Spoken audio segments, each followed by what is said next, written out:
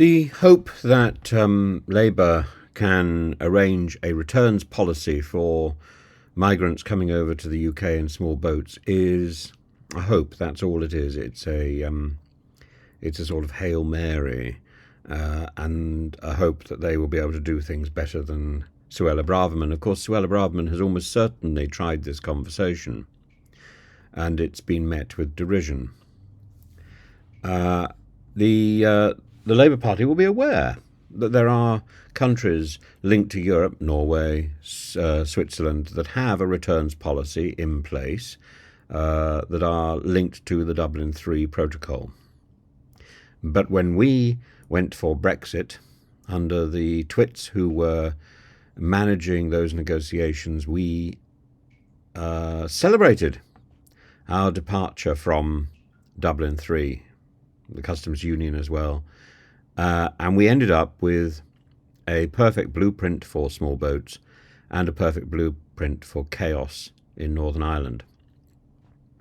And Chris Heaton-Harris has gone out of his way to try and solve some of the chaos in Northern Ireland. He's met with the intransigence and bloody-mindedness of the DUP, which was always there. The difference now is it can be demonstrated that there's a system in place which is reasonable. It's not ideal, but it is reasonable in a way that the previous system was not. And there is a way forward there, but with the small boats, there is not a way forward. I cannot imagine, even under Labour, that an immediate deal to sort out a returns policy is possible. The only possibility is to renegotiate the 1951 Refugee Convention. In that, Suella Braverman is absolutely right. That is the area to be focusing on, because Europe is also facing a surge in migration, and it needs a solution as well. And it's also quite clear that the Dublin III protocol is not working as well as it should.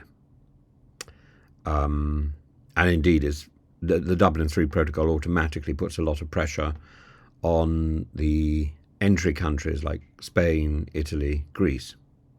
And that can't be fair. So what Britain needs to do is it can't dictate to Europe what happens because it's no longer part of Europe, but it can host an international conference, and under the banner of reworking the 1951 Refugee Convention, it can also find a solution to the Dublin III protocol for Europe, and then possibly participate in that in the future. But I think it's going to be more than a matter of simply having a negotiation with Europe. I think it's going to have to be an international agreement to get a working returns policy, to agree a system of spreading the refugee crisis across the host countries of Northern Europe, and trying to dissuade refugees as well as identify, stop, capture, prosecute those people who are in charge of trafficking, because there are many people involved in trafficking, but they are also caught in the misery of the process. So they are not necessarily the people we need to be targeting. There's huge amounts of money to be made from trafficking, and chasing the money may be a way of identifying that as well.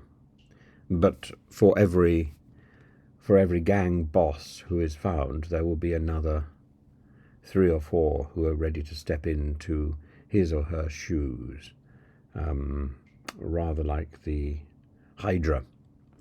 And we need to we need to solve the problem, and it's not something that can be done by one nation on its own, and certainly not something can be done by somebody banging on the dispatch box and screaming invasion and abuse at another country.